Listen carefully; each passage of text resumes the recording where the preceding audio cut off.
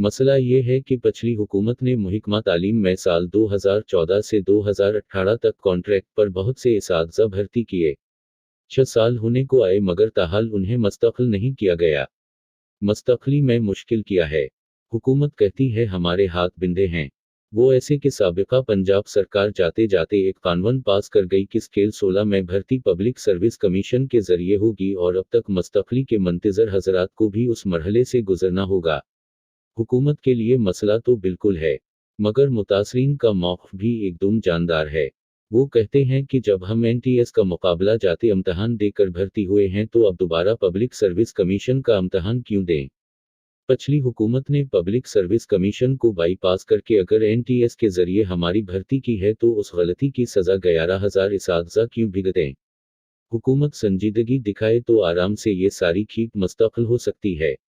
उन इसातिज़ा का कहना है कि या तो 2018 पॉलिसी की वो मुतनाज़ा शिफ्ट ख़त्म कर दी जाए जो पहले से भर्ती शुदा अफराद का गला दबाती है या फिर वज़ीर एला की जानिब से हुक्मनामा जारी करके उन तमाम अफराद को मुस्तक़िल कर दिया जाए।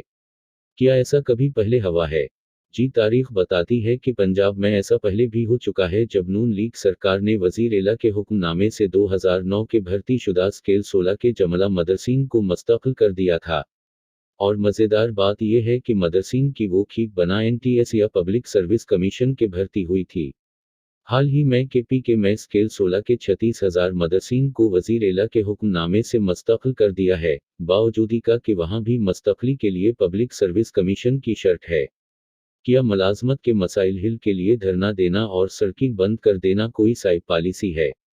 उसका जवाब तो नफ़ी में होना चाहिए, लेकिन उससे ये सवाल भी उभरता है कि उन इसातिज़ा को ये राह किसने सुझाई और दिखाई है।